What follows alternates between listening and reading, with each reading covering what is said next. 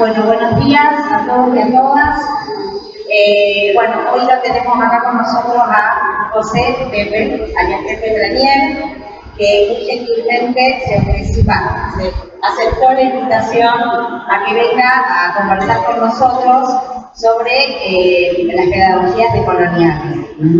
Pepe, voy a presentarlo, es profesor y licenciado en música, profesor y licenciado en educación, doctor en ciencias de la educación, becario postdoctoral Fulbright en la Universidad de Madison-Wisconsin, postdoctorado en ciencias sociales, estudiante del doctorado en ciencia política de la UNR, maestro investigador que enseña y aprende en escuelas públicas y profesor titular rutinario de pedagogía en la UNR. Con un poco la idea de invitar a Pepe surgió del encuentro que compartimos, al menos con el turno mañana de primaria, cuando tuvimos que trabajar en torno a los nuevos diseños curriculares y bueno, para tratar de comprender y entender qué es esto de las pedagogías decoloniales, que es el fundamento filosófico y antropológico de los nuevos diseños, es que, bueno, invitamos a Pepe para que nos ayude a pensar en cómo interpretar y cómo ser actores activos, valga la redundancia, para pensar el currículum desde esa perspectiva. Y qué mejor que venga Pepe, que viene escribiendo sobre esto hace tiempo, que tiene varios escritos en diversos lugares, entre ellos en el diario La Capital. Pepe escribe mucho en el suplemento de educación. Y bueno, para que mejor entonces que ayudarnos a pensar en el currículum desde los aportes que él nos puede hacer. Así que bueno, gracias Pepe, un gusto que estés con nosotros. Muchas gracias. Gracias a ustedes. Y lo más lindo de la presentación es que estoy entre colegas. Así que estar entre maestres siempre es lo más lindo. No me insulten tanto que le pedí al amigo, colega músico que baje un poco porque el ruido es abrumador. Y presentar una temática que por ahí es un poco, no compleja, pero sino que uno no está tan familiarizado, digamos que el ruido no contribuye mucho a tratar de estar pensando juntos. Agradezco un montón la invitación, siempre es una alegría en la función de la universidad pública. Estas convocatorias es parte de nuestro trabajo, que hacer comunidad y poder hacer, no extensión, sino convalidar aquello que la sociedad deposita en nosotros, en ustedes y nosotros. En ustedes quiero decir como escuela pública, también como docentes de escuela pública y como docentes de la universidad, siempre recordamos que nuestros propios sueldos, inclusive la gente que lamentablemente no puede asistir a la universidad o que hace un esfuerzo terrible por venir a la escuela, por más que sea una obligatoriedad, comprando un sachet de leche, siempre digo a los estudiantes, y están pagando el sueldo a mí. ¿No? Tiene que ver entonces la visibilidad de, muchas gracias acá compañero, la visibilidad de esto, siempre es importante recordar esto y no naturalizar ciertas cuestiones. Yo prometo, voy a tratar de hacer, que aparte que me siento muy cómodo, muy a gusto estar entre colegas, yo he trabajado más de 25 años en la escuela primaria, siempre comparto con el colega, le digo, qué suerte que estás en el normal, qué lindo, siempre le digo, te envidio sanamente porque algo lo he hecho durante 20 y pico de años, ahora trabajo más, no voy a decir lamentablemente, pero en realidad mi corazón está puesto, mi sueño era ser maestro de música de nivel inicial, hacía empecé y estuve 20 y pico de años en la primaria. Mi objeto de estudio son las escuelas primarias, las configuraciones y las relaciones que se dan, las transformaciones sociales y políticas que impactan en la formación también del docente. A la luz de cómo lo ves de una mirada periférica, que lo ve cómo lo vio, o cómo lo registró, o cómo lo vivenció un maestro de música. Entonces, para no aburrirlo con esta cuestión, quiero decir que mi objeto de estudio fue la crisis de 2001 y la pandemia, en un análisis comparado. Pero, digamos, toda mi investigación, de posgrado, tiene que ver ahí. ¿Qué tiene que ver con esto? Y decía para no aburrirlos. Entonces, fue un ingreso epistemológico o un ingreso académico desde un registro alternativo. De por sí, venir de una zona periférica que tiene que ver con la redistribución hegemónica de los conocimientos, como un actor político quiero decir, de la docencia, todos sabemos lo que hay más allá de lo maravilloso, pero ¿de dónde viene un cierto registro? ¿Cuál es el origen de creer que hay una configuración menor o relativamente menor en la distribución de un conocimiento oficial cuando se habla de un conocimiento de música comparado con uno de matemática o comparado con uno de ciencias sociales? ¿De dónde viene esa génesis, esa jerarquía o esa jerarquización curricular o esa jerarquización de identidades docentes, identidades epistemológicas, en fin, para que vayamos armando entre todos una suerte de mapa? Eso, y después la zona de configuración, y siempre que hay una charla, que hay un niño, maravilloso también, así que nos convoca y nos estima, así que bienvenido a ser. ¿Tiene la remera de la escaloneta? Vamos, la remera de la escaloneta. Eso por un lado, como para que vayan viendo, vamos a tratar de ir armando como un rompecabezas colectivo y voy a tratar de hacer el esfuerzo de no aburrirles tanto. Primero, no puedo dejar de pensar, tenía un montón de cosas acá teóricas, perspectivas, una genealogía de dónde vienen los estudios postcoloniales, coloniales. Voy a tratar de no aburrirlos, solamente voy a hacer unas breves referencias a esas cuestiones y para tratar de inscribir ese debate específicamente en la situación latinoamericana y que va a tener que ver, ¿no?, con la decolonialidad. Nosotros llamamos esta charla, es un guiño la escuela se quita el velo, es un guiño a un autor Fanon que en los años 60 publica, casi llegando a la década de 60, publica Sociología de la Revolución, Franz Fanon, que lamentablemente en la discursividad educativa no llegó, no hizo bien fuerte como si las grandes narrativas, podríamos decir que hay, siguiendo a Rita Segato, hay 4 narrativas que han transfigurado, por así decirlo, con las disciplinas, ¿no? Uno tiene la teología o la filosofía de la liberación, es una de ellas, la pedagogía del deprimido de Freire, nadie de los que está aquí les conoce a Freire, la teoría de la dependencia y la decolonialidad, que ya es algo que cuesta un poco más inscribirla o poder estar en relación con estas jerarquías que decíamos anteriormente. Entonces, todos los que estamos aquí saben quién es Freire, hasta los neoliberales saben quién es Freire y lo usan en su plano de estudio. Fanon no, Fanon tiene otra mirada mucho más radicalizada, que no hay, ahora me llevaría mucho más tiempo con ustedes, no es que elevada al gusto poder decir, sino para no aburrirles. Pero ¿de dónde es ese origen y por qué se populariza Freire, el gran Freire, pero que no deja de ser también una suerte de moda en donde todos, si nombramos Freire, quedamos bien?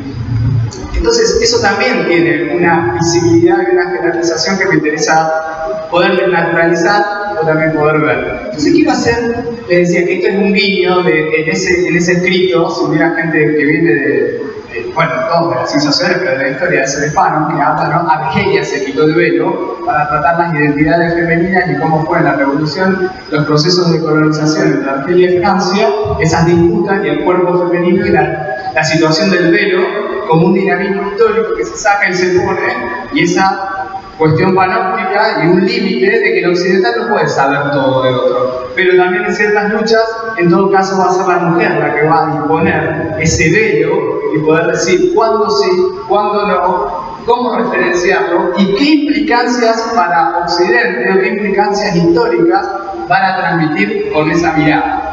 Y la bronca occidental de no poder adueñar en eso a la mujer y de no poder adueñar toda la totalidad o la discursividad relativa a Oriente como imaginario que va a ser Occidente.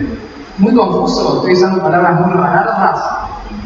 Lo bajo, no quiero hacer ahí porque no, son temas, pero para que se entienda esto. Entonces, lo voy a hacer un anclaje en un ejemplo de ayer, de lo que es el mundial. ¿Sí? Yo me anoté algunas cosas. Primero quería empezar, voy a tratar, parece inconexo, vamos a hacer tipo jumping, un viaje a la historia, y Sarmiento, ya que estamos acá en la escuela normal, si ustedes habrán ido a Paraná o todos que tienen estas construcciones gigantescas, ¿no?, que tienen que ver con la configuración del Estado-Nación, con toda una identidad también para una transmisión geopolítica y también un significante arquitectónico, esta monstruosidad que está diciendo aquí estamos nosotros, aquí estamos también como principio, como nación, independientes, ¿sí?, que vamos a hacer una ceremonia de lo que es el culto a la educación pública. Sarmiento en el año 49 hace va a publicar un libro que es Educación Popular. No los voy a aburrir tampoco con eso, pero que tuvo una gran connotación, fue como uno de los primeros trabajos de sociología de la educación comparada. El tipo viajó por todo, inclusive Argelia se llamaba en ese momento, y comparaba los sistemas educativos de todo Latinoamérica. Estaba viendo dónde iba a ser próximamente sus fundamentos para crear la escuela, ¿no? El principio de la escuela normal. Entonces visitó distintas formas de escolaridad, distintos sistemas educativos. Cuando publica ese libro, claro, los europeos no lo podían creer. ¿De dónde salió? Al día de hoy Sarmiento sigue teniendo mucho interés para el mundo educativo en el mundo. ¿Cómo hizo este flaco para viajar por todos los continentes, por toda Europa, comparando los sistemas? Entonces quiero leer, solamente, sí. ¿Cómo? No, muchas gracias, sí. ¿Hace mucho ruido? Bueno. Solo les digo esto. Cuando hace un diario de París la reseña, cuando surge ese libro, miren lo que dice. Y ahora voy al mundial. Dice, querríamos ver en la región oficial de París los mismos sentimientos que en Santiago y Bogotá, porque en ese momento estaba exiliado en Chile, pero en esto parece que el nuevo continente debe dar ejemplo al viejo. Y miren cómo termina la crónica de este libro. Esperamos que el viejo continente, el viejo mundo, no vuelva a permitir por mucho tiempo que subsista este cambio de papeles. ¿Se entendió? O sea, primero elogian el trabajo de Sarmiento y esto no puede volver a pasar. Cuando uno escucha,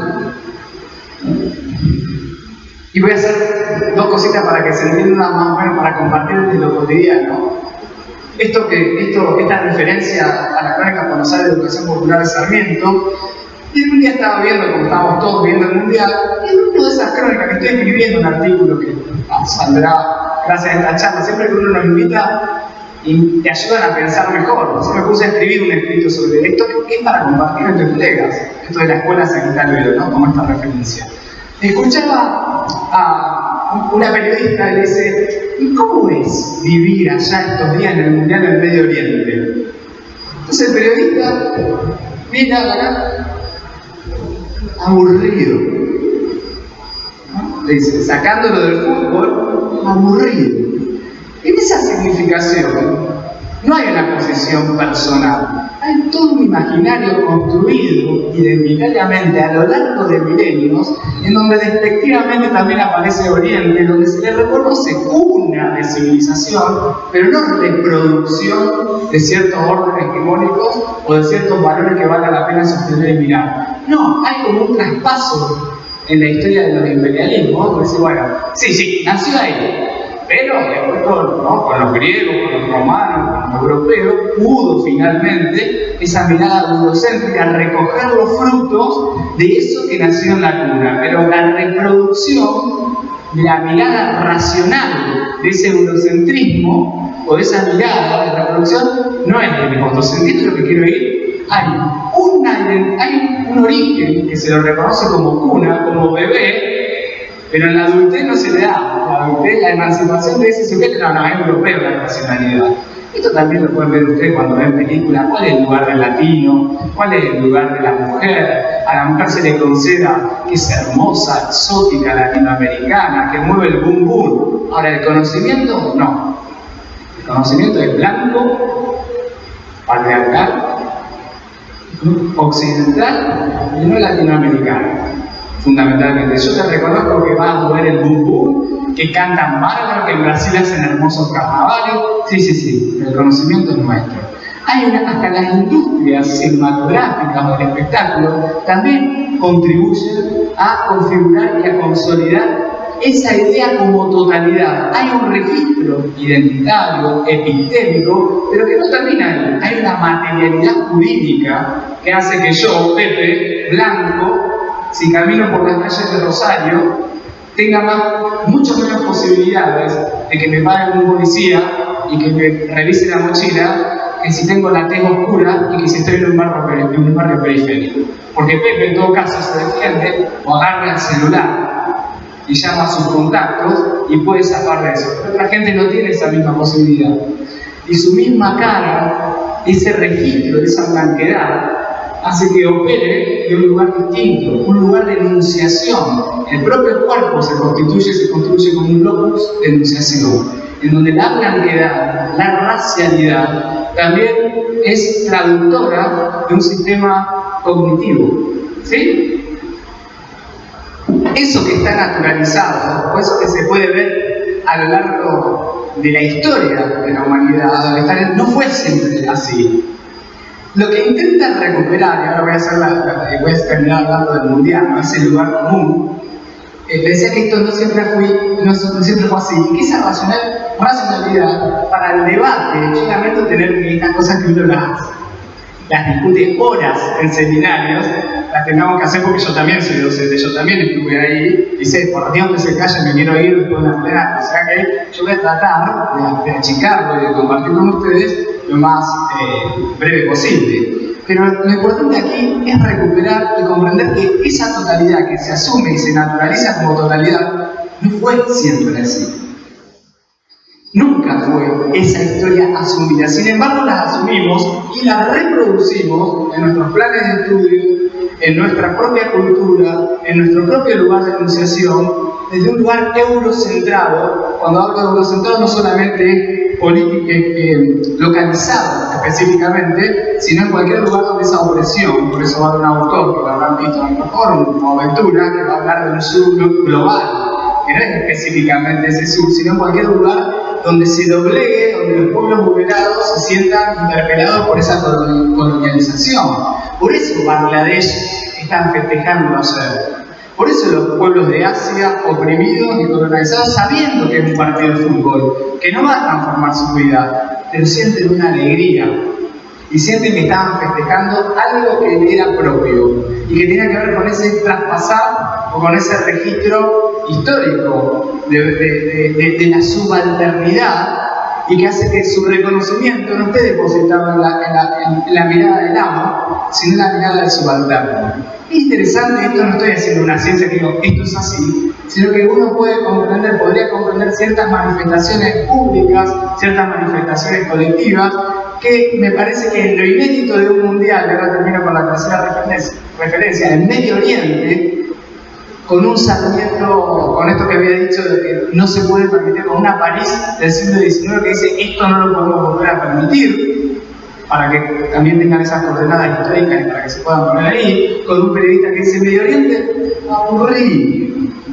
No es lo mismo que si era Nueva York, que si era Europa, que también estaba una cultura aburrida sacando el fútbol. Dice, nos conocemos todos con los hinchas, nos saludamos, aparece ese desgano en donde Oriente, o Medio Oriente, está representado por no solo el exótico, sino un lugar a denegar en relación con esa jerarquización. Y si le sumamos, que no sé cómo se pronuncia, un Mapé,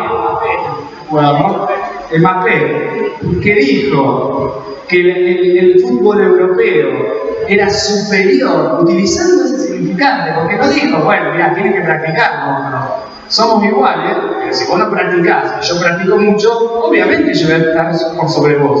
Eso es una cuestión distinta. Ahora, decir, el fútbol europeo es superior. Si uno se pudiera en los lentes las categorías de Freire, las categorías sobre todo de Fanon, va a decir, es una pena, porque el mundial anterior, la significación que circuló como periférica era que había ganado la selección africana, no la selección francesa, en el último mundial. Y inclusive Francia iba a dar las ciudadanías permanentes a todos sus jugadores, a lo que uno respondió en el mundial anterior, no, vos me la querés dar ahora, no me acuerdo ahora el nombre, perdón, porque cambié toda la charla después que ganó Argentina. Se me ocurrió todas estas cosas. Y era como somos los docentes, hacemos una charla o una clase y después la cambia toda cuando ingresás al aula. Bueno, así que lo cambié todo eso. Pero en el mundial previo, dijo, usted me va a dar la ciudadanía francesa a costa, pero que yo invisibilice mi africanidad, le dijo un futbolista 4 años atrás. 4 años después, o 5, fue Mapé el que recupera el discurso del amo colonizador y habla de un fútbol superior europeo y por ende una raza superior. Muy interesante las diferencias de registro. a partir de un mundial, de algo cotidiano, en donde nosotros como docentes, ¿qué nos permitiría pensar? La diversidad étnica, la diversidad, la pluralidad lingüística, cultural, pero no desde el montaje de esa interlocución no válida que es un registro o una construcción sin tener en cuenta el medio ambiente, sin tener en cuenta a las personas de ese lugar, sin tener en cuenta este registro emancipador de diferente. No queremos reproducir lo que Occidente dice que Oriente es, sino en todo caso, si ese periodista, por eso no estoy hablando en términos personales, si hubiese dado la oportunidad de saber un poco algo de historia de Asia, del Medio Oriente, de las culturas, posiblemente si te preguntaran cómo es la vida, y con ese registro no hubiese dicho aburrida, pero está en una parte de la historia mundial donde habría que decir, cállese la boca, está en uno de los lugares más importante, de lo que no quiero hablar como Mesoamérica o Latinoamérica, en donde las culturas, donde los registros son diferentes, que sean diferentes al tuyo, o que sean diferentes a nuestros propios marcos de percepción, a nuestros propios marcos de reproducción, no implican que sean menores ontológicamente, ni históricamente, ni culturalmente. Pero estaba obrando esa simple palabra que uno podía deconstruir, lo que está dando cuenta es un andamiaje hegemónico que hace que uno opere de determinada manera y que sea funcional a esa propia reproducción. Y les voy a dar otro ejemplo. Hace unos años atrás, 2018 creo, yo estaba en mi casa, observo que en el diario dice charla hoy del Observatorio Municipal el Planetario. Dice, decolonizando el cielo. Yo dije, zapatero a tu zapato. Me voy, vivo ahí cerquita, me fui, me agarré mate, hablé que la charla. Y la charla, que ahora no me acuerdo porque tengo muy mala memoria, pero que estaba a cargo de un investigador del CONICET, que trabaja en el Planetario, siempre lo que contaba, aparte era muy criolito, hacía una charla muy amena. Contaba que esa charla que a lo mejor ustedes llevaron a los estudiantes de aquí, porque van todas las escuelas, decían que lo primero que quieren ver, cuando se apaga todo el cielo, los chicos están fascinados, porque cuando se apagan las luces, se observa, y los chicos les preguntan, ¿dónde está la osa mayor? La osa mayor le dice, no, papu, no hay osa mayor acá. De este lado del hemisferio no tenemos osa mayor ni osa menor, tenemos Cruz del Sur. ¡Oh! Dice que se escucha automáticamente todos los chicos suspirar y digo, oh, queremos la osa mayor, queremos la osa menor. ¿De dónde viene eso? Por eso la charla se llamaba Descolonizando el cielo. Viene de la industria cultural, de la industria de la televisión. A día de hoy, ahora ya no se usa tanto el cable. Yo tengo cable y no tengo Netflix. Pero miro los canales de cable y 15 años atrás, para un trabajo que yo estaba haciendo y analizaba las propagandas, estábamos en pleno invierno nuestro. Decía, Barbie está contenta porque llegó el verano. Y este es el auto que Barbie quiere pasear en la playa. Claro, no le importaba la industria esa cultural. En julio sí es verano, en otro lado del mundo. Nosotros tenemos, claro, un alto frío, o ahora también. No, esto lo voy a inventar, no lo vi, así que quede fuera de la charla. Que no se me impugne por poco serio. Como si sale una propaganda y dice, ha llegado la Navidad y Barbie va a hacer su pavo relleno. ¿No? Y con este cuchillo eléctrico. No, y entonces está en el medio de la nieve. No, hello, no tenemos nieve nosotros tampoco. Entonces, el servicio de la industria cultural también está puesta los ojos en esa matriz hegemónica. Que me está diciendo, a mí qué me importa si vos estás cagado de calor. Yo hago esta propaganda o hago esta narración o hablo de este lugar de enunciación que tiene que ver con mi totalidad o que tiene que ver con mi principio hegemónico y que el que queda por atrás de ahí, lo lamento, que se acostumbre. Esto que parece laxo, que parece que está fuera del mapa de estas espacialidades territoriales o de geopolíticas, cuando la bajamos, no juguemos tanto a lo académico, cuando lo bajamos en lo cotidiano, ¿en qué se retraduce? Y vuelvo al principio. La osa mayor, no, tenemos Cruz del Sur. Quiero el cuchillo eléctrico de invierno de Barbie. No, acá estamos en verano. Qué lindo estar en Medio Oriente, ¿te gusta? Es aburrido.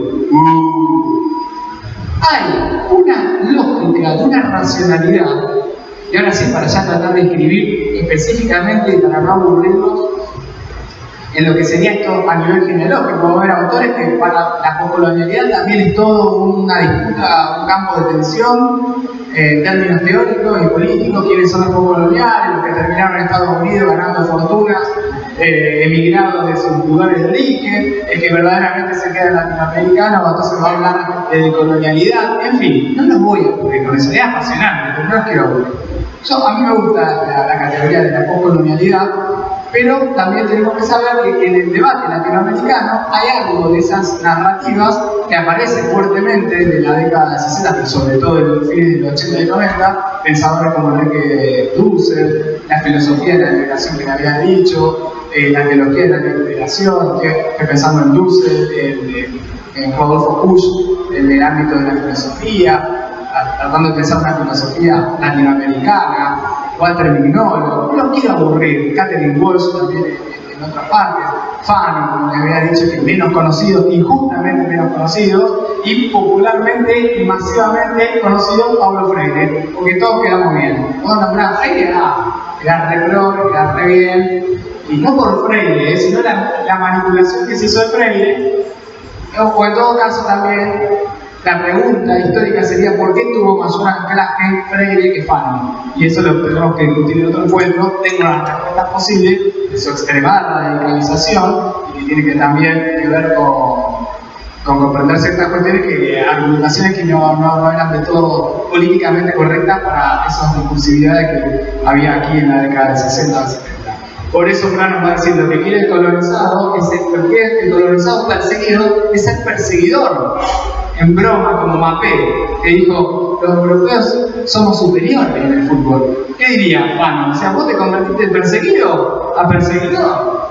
En las lentes de Freire va a decir, aloca el victimario, ¿no? Y eso tuvo más anclaje en las discursividades pedagógicas del mundo educativo. Era más guerrero, decía, un neoliberal no lo podía ni citar a Fanon, por su radicalidad y por su mirada de romper, porque aparte incluye esto de no solo del patriarcado, no solo sino la racialidad y también ciertas manifestaciones que tengan que ver con la violencia política, que creo que es una de las cuestiones por qué se lo ha mal entendido o que no se lo incluye a Fanon, diferencia con Freire. Pero volvamos a la escuela, a la sagrada institución, a la maravillosa escuela pública, que más allá, yo soy súper pro, no me gusta hablar pro, pero súper pro Sarmiento. Súper pro, como todo lo que estamos acá, escuela pública, ¿no? Que valorizamos.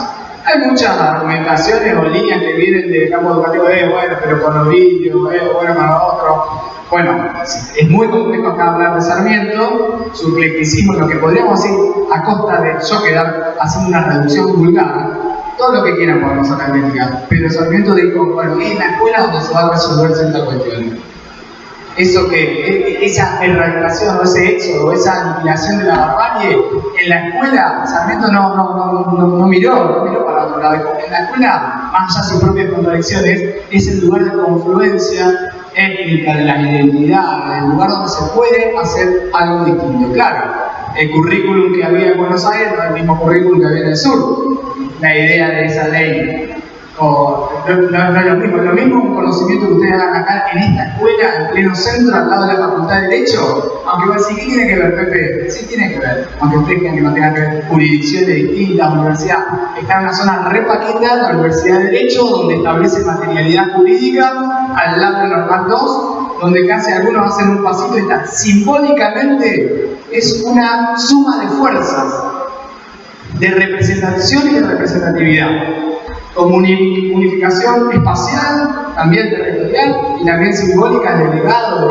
histórico. Ahora, es lo mismo entonces si esto estuviéramos haciéndolo en tablada o en las zonas donde en este momento hay gente que está escondida por las balaceras de Ciudad de Rosario, o donde todos los días, como tantas veces los docentes dicen, yo ya sé que todos los años muere un alumno o un estudiante. Eso es parte de una discursividad donde recoge el guante también en esas diferencias espaciales, esas diferencias jurídicas, la diferencia cultural, recoge el guante del pensamiento de la decolonialidad y, como les decía antes, escribiendo o tratando de escribir el debate en Latinoamérica, donde va a hablar Aníbal Quijano, fundamentalmente, de lo que es la colonialidad del poder. No estamos en un lugar territorial de colonialismo, pero sí las matrices de colonialidad que siguen operando y que se suman las de la blanquedad, las del patriarcado, y que hacen que uno, por ejemplo, diga, vamos a hacer para que no suene tan difícil todo, acá está el amigo, el gran colega de música, y que sigue, ¿vos qué va a estudiar? Si usted tiene hijo, ¿qué va a estudiar vos? Tu hijo, el niño que estaba ahí, música. No, dale, déjate joder, que va a estudiar de verdad. No, bueno, pero no sé, bueno, eso para vos, pero para la vida, a veces te insistían así, o no le dejes que tu compañero mentir. Te insistían que iba a hacer, ¿no? Bueno, quédate tranquilo que también voy a estudiar otra cosa. Ah, bueno. Entonces, en broma, ¿no? Ahora cada vez se puede ir viendo más, viendo menos, depende de la constitución familiar. No me interesa el caso puntual de la familia, sino la matriz de naturalización que hace que uno adquiera un dispositivo exógeno de formación, que hace que uno opere de una determinada manera, que naturalice un comportamiento, que naturalice un currículum, y que por lo menos no tengamos la sinceridad de decir, mira, esto es lo que tengo que hacer. No estoy del todo de acuerdo o no, pero esto es lo que me baja en la línea de lo que tengo que hacer. Pero esto podría ser una parte. Todo no implica esa racionalidad. Entonces, me parece que sí, ahora después me van a decir cuánto vamos de tiempo, eso que quería hacer como un juego, quería seguir charlando de algunas cuestiones, pero lo que tendría que quedar para nosotros, si en algún momento nos volveríamos a ver, o para, aunque sea esta idea, de que toda nuestra formación, si yo preguntara cuántos de nosotros fuimos enseñados, narrados, aprendidos desde un lugar de enunciación de otro locus de enunciación. Nuestras canciones son nuestras canciones, nuestras comidas son nuestras comidas, nuestras palabras son nuestras palabras, nuestros deseos son nuestros deseos, viéndolo un poco demasiado filosófico para antes de la fiesta y después del mundial. Tratar de deconstruir esto que está tan de moda, esta categoría, y comprender que eso que me enseña es solo un camino posible. No puede dar cuenta de una totalidad, ni cognitiva, ni curricular, ni histórica. Da cuenta de una selección arbitraria que ustedes eso lo saben mejor que yo cuando han estudiado todo el currículo, han dicho, esto lo vamos a hacer de este principio, pero un principio también arbitrario, de este principio de conocimientos, o casualidad, conocimientos de la blanquedad, de la racionalidad eurocéntrica, de los pueblos dominantes, y aquello que no, pregúntense ustedes cómo enseñan, si hay maestros de séptimo, de todos los grados, historia, ¿desde qué lugar aparece Grecia? ¿Desde qué lugar aparece Roma? ¿Desde qué lugar aparece Latinoamérica? Y hay muchas veces que van a hacer caso a los libros. Y lo que dicen los libros, ¿qué si lo dicen los libros? Si está en el currículum oficial, lo tengo que enseñar. De parte me lo enseñaron en el magisterio, en el profesorado. Entonces, a partir de ahí, uno podría hacer otro encuentro, analizando los libros de texto, analizando los libros, los manuales, qué lugar dan a las otras culturas, a las otras diversidades, desde qué lugar las presentan y las representan. Si como poniendo en disputa estas tensiones, o si silenciándolas, borrándolas y asumiendo a priori, y somos funcionales a ese principio de dominación o de traslado imperial, laico en broma, de toda una periodización sintetizada. No, bueno, esto fue la cuna del conocimiento, por griega, Roma, de la ley de los europeos, gracias a Dios por esto, ¿no? Y quería hablar de Latinoamérica, que es lo que más me gustaría hablar, que tiene que ver con la conquista, que no decolonial, que van a decir, en Latinoamérica es el único continente que se le puede asignar, que se Enrique Dussel, un documento nacional de identidad, una cédula de identidad. ¿Cuál es? ¿Cuál es esa cédula? 12 de octubre de 1492. Es el único continente de la historia de la liberación mundial, si uno quiere hacer una historia contrahegemónica de la historia, es que se le podría dar una cédula. Es el único continente que tiene fecha y hora. 12 de octubre de 1492. ¿Sí? Y recordar que ahí bajaron hombres, no mujeres, y recordar con sus espadas, con sus moldes. Y acá quiero hacer no me gustaría irme sin que se malentienda algo. Porque siempre el pensamiento de colonial o postcolonial hay confusión. ¿Y este qué quiere? ¿Que vengamos taparrabos de la clase? ¿O qué? ¿Que no sirve los autores? Sí, sirve todo. No es ir en contra del pensamiento eurocéntrico. Lo único que decimos es una posibilidad. Y cuando uno analiza la historia, es una posibilidad entre muchas, y su victoria de coronar esa racionalidad que uno la acompaña y que uno dice y que se da cuenta de ciertas cuestiones, no ha sido socializada ni ha sido visibilizada con los pueblos que permitieron esa racionalidad. Hay un monopolio, y hay una ocultación, y hay un silenciamiento en pos de creernos que acá no había nada. Acá la gente no comía, no adoraba, no tenía creencias, no tenía condiciones de higiene, no tenía condiciones de comportamiento social, cultural, político, sociológico, de todo tipo. No, estamos hablando de grandes civilizaciones que ahora, si por supuesto no coincidían con las perspectivas de la racionalidad europea, éramos los bárbaros, los brutos, lo que tenemos que esperar como Mapé. En todo caso, ese fútbol, como las primeras teorías antropológicas del siglo XIX y del siglo XX, que evolucionen a un mejor estado. Esta gente son bárbaros y habrá que esperar a qué. Pero no hay una definición o un interés de ver qué pasaba y poner en diálogo esas culturas. De poder subrayar en todo caso la simultaneidad epistémica, la simultaneidad curricular que habita en la interculturalidad y que habita. O sea, ¿qué viene un niño de África o de otro lugar de Latinoamérica? ¿Sí? O de otro lugar. ¿Qué hacemos? Sí, tenemos un montón. ¿Qué hacemos? Uno lo puede ir viendo este análisis de los últimos 10 años, analizando las migraciones forzosas o forzadas de otros lugares, y va viendo que a lo mejor una docente no tiene o un docente, quiero decir, cuando hablo de una docente no es despectivo, sino que el 90 y pico % son mujeres las que constituyen la geografía escolar. Esto es un dato también que es importante no desconocer.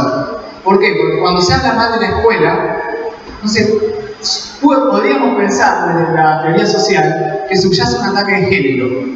Cuando se dice la escuela es una porquería, ¿sí? La escuela, y cuando son todos unos vagos, el 94% en el último registro Santa Fe está en 90, y no quiero ahora anotar porque no tenía eso en mente, pero arriba del 90 y pico % son mujeres. Así en todo el país, va a diferir de uno o un punto o menos un punto.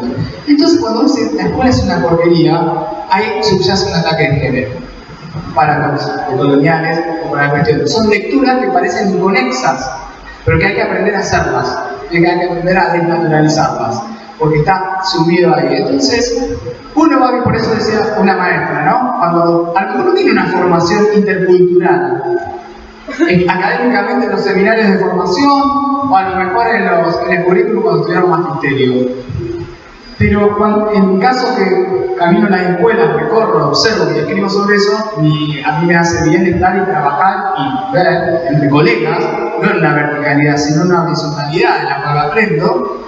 Vos ves con el amor que cuidan, con la enseñanza, con el esfuerzo que hacen en comunicarse, el esfuerzo que hacen en tratar de ver con los padres, con la cultura, y que establecen, si están oficiando, son embajadoras de la interculturalidad, hacen un esfuerzo, así como no tengo un discurso romántico, a veces no, dice, pronuncia bien, habla bien, vení lindo, bien perfumadito, que me da todo el olor que tenés, estoy exagerando, pero que eso también no es una posición meramente personal, sino que hemos sido enseñados a rechazar lo diferente. Epistémicamente, culturalmente y étnicamente, en donde en ese 12 de octubre de 1492 aparece algo, una nueva racionalidad absolutamente inédita en la historia mundial, es la concepción de raza, que no existía hasta ese momento. las razas superiores y razas inferiores. Sí, había en la historia de la humanidad esclavos, había costumbres, pero no se tenía, no es que no eran seres humanos. Acá se empezaba a discutir otra cuestión. Y esa jerarquización étnica, o esa distribución de cuerpos, de corporalidades, como salvajes, como bárbaros, y rechazando absolutamente todo eso. Yo mismo, miren, cumplí la semana pasada 47 años. En un acto escolar siempre cuento lo mismo. A mí me tocó hacer el indiecito. Ahí está el compañero que presencia ahí. A mí me tocó hacer indiecito y cuando pasaba Colón por acá, yo era del grupo que nos tocó hacer así. ¿No? En la década del 80, ¿eh? Hacía algo aprendido. Exactamente. En otra parte, ¿no? En México un día de duelo, por ejemplo. Eso se festeja, todo lo contrario. Pero, ¿qué quiero decir? Aunque que sea que quede como dando vueltas a estas cuestiones, si usted, yo le invitaría a que analice sus planes de estudio, que pregunte, ¿cómo me enseñaron esto en la carrera? ¿Desde qué lugar aprendí pedagogía? ¿Qué me enseñaron? ¿Le enseñaron una historia de la pedagogía alternativa o le dieron una historia de los grandes pedagogos, una o dos mujeres, pero generalmente hombres, maravillosos? Por eso digo que no quisiera que termine esta charla pensando que tienen que ir a quemar los libros que tienen en su casa o su material. Pero la pregunta es, ¿cuál es ese registro hegemónico de su formación? Cuando le enseñan geografía, ¿cómo enseñan los mapas? Cuando enseñan las culturas, ¿cómo enseñan esas culturas? Cuando enseñan la lengua, ¿cómo enseñan la lengua? Es maravilloso, pero aprendiendo a despreciar las otras, si le enseña aprendiendo a despreciar lo otro, como ese niño que pidió perdón porque hablaba guaraní y pidió perdón en una escuela de Buenos Aires, estamos en problemas. Si no podemos ver o no podemos romper esa linealidad en la síntesis, en la simplificación, en la transmisión de la historia, que es funcional, como decía, a ese registro de hegemonía, en donde se dice la historia es así, los conocimientos son de esta manera, la matriz para conocer, ese 12 de octubre en nuestro registro latinoamericano, tiene que ver, ¿no?, con esas matrices cognitivas, jurídicas y políticas que fueron estableciendo una única manera de gobernar la totalidad epistémica del mundo. Y todo lo que se aleje de ahí, aprender uno mismo a rechazarlo. Lo que intentan los saberes decoloniales, postcoloniales, ya dijimos que tenían que ser una diferencia, yo ahora lo voy a usar como un sinónimo mal por ahora, para no volvernos loques, pero que se entienda cada uno en Asia o en África o en este sur global, en donde están ayudados en las conflictividades, las problemáticas de este tipo, aparece asociado a la supremacía racial, a la supremacía cognitiva, a la supremacía patriarcal y una materialidad de leyes que están a favor de eso. No es solamente, por eso le decía simbólicamente lo de la facultad, no es solamente un adagio donde se habla, no. Esto que le decía, si a mí me para la policía, tengo muchas más chances de salir ileso que un pibe desclasado, que un chico sin ningún tipo de contacto, o con su capital cultural disminuido, o con su posibilidad de su círculo social también bastante acotado. Ahí le vi a otro colega. Así que esto es lo que intenta, digamos, anudar y desanudar los principios de la deconstrucción de esa propiedad. No nos olvidemos que en plena, y perdón que mezcle tantos registros históricos, que en plena pandemia muere George Floyd, diciendo I can't breathe, no puedo respirar, ¿no? Y con el gatillo fácil. Estamos hablando del siglo XXI. Para no irnos, ¿no?, al paleolítico, a la década del 60, donde una Sarah Park dijo, no te voy a dar el asiento, estoy cansada, I'm tired, estoy cansada de trabajar como una esclava y de no poder sentarme en el colectivo después siendo explotada, cagada a palo, masacrada, te tengo que dar, aunque está todo el bus vacío, porque hay un blanco, me tengo que parar en otro lado. Dijo, hoy no, estoy cansado, dando origen a los movimientos civiles de Estados Unidos y que va a derivar en la muerte de Martin Luther King. ¿Sí? Nosotros tenemos todo y nuestra propia historia revolucionaria. Mientras pasaba eso, Latinoamérica trataba de pensar un sueño utópico en Chile con Allende y así no fue. ¿No? Ese sueño utópico socialista que derivó en el primer experimento de la implementación del neoliberalismo en el mundo como primer ensayo, y fue lo que historia conocida del 76 en adelante.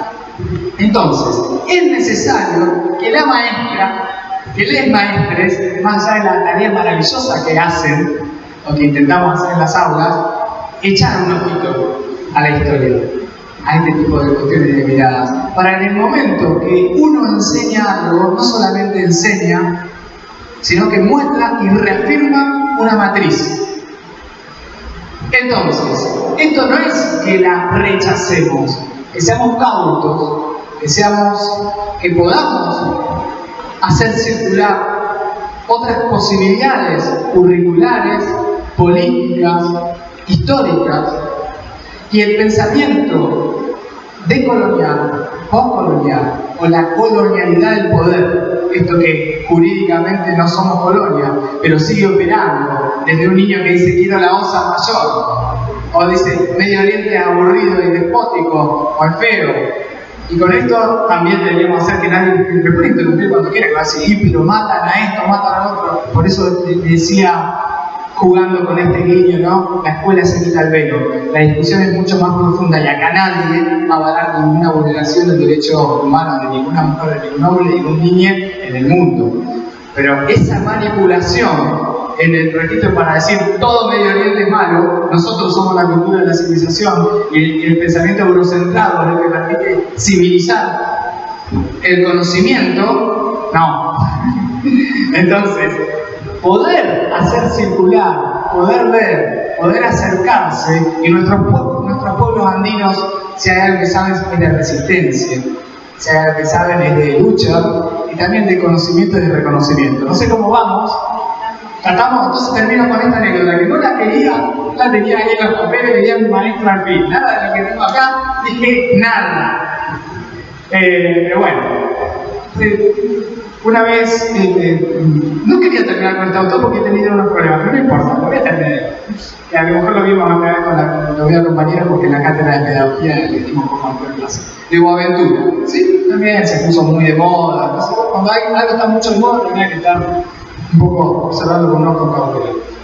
Pero que en un libro que es súper lindo, súper interesante, que es Reinventar la teoría social, está hablando, me parece que puede graficar, no tener el poder de graficar esto.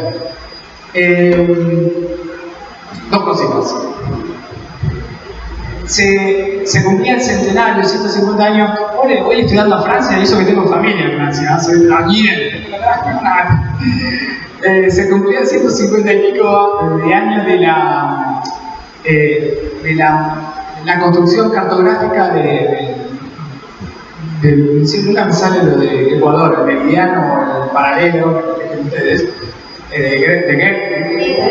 Bueno, exacto, eso.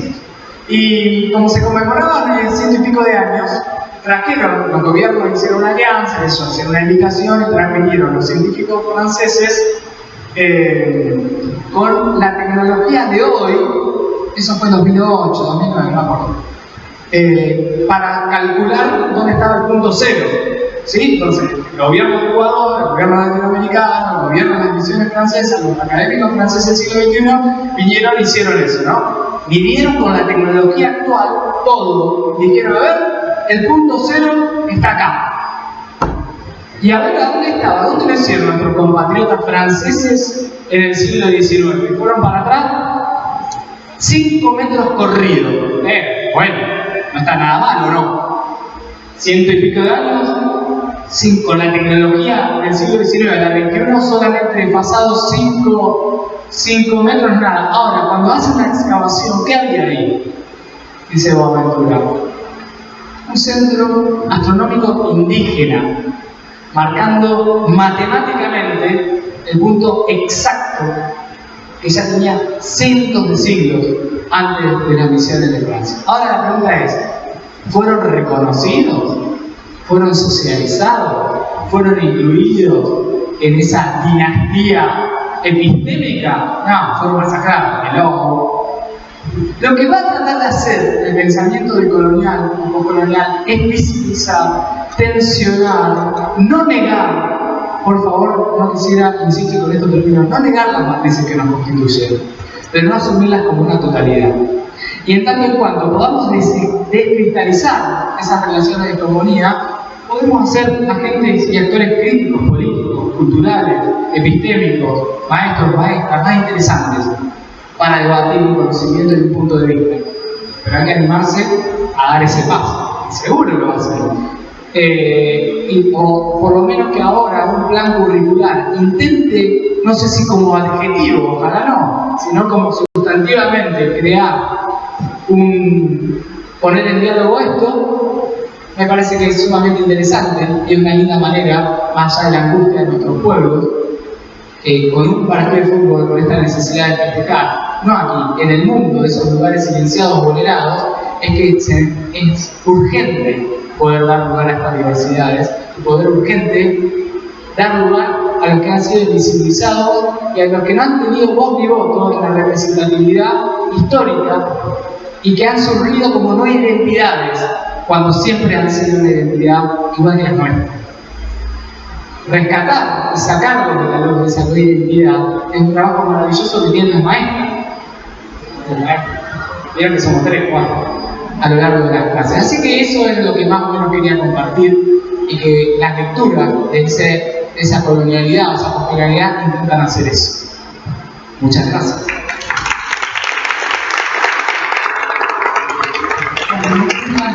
Creo que nos ayudó a comprender un poco más, pero Florence aún, pero al menos nos quedamos pensando, ¿no? Cómo pensar el currículum, cómo pensar aquello que seleccionamos para enseñar, desde dónde, cómo nos atraviesa a nosotros, cómo miramos esto del universo, y darle lugar a esto, a estas concepciones que hoy circulan tanto, también vinculadas, ¿no?, a la interculturalidad y a la diversidad, ¿no? Cómo interjuegan y cómo pensamos el currículum desde allí y bueno, nuestra tarea de educar. Así que bueno, le vamos a dar un obsequio porque ¡qué lindo! yo sé que él toma mucho mate, así que bueno, el regalo de la escuela. Muchas gracias. Bueno, muchísimas gracias. Gracias. Bueno, gracias por haber estado. Buena Navidad, buen año.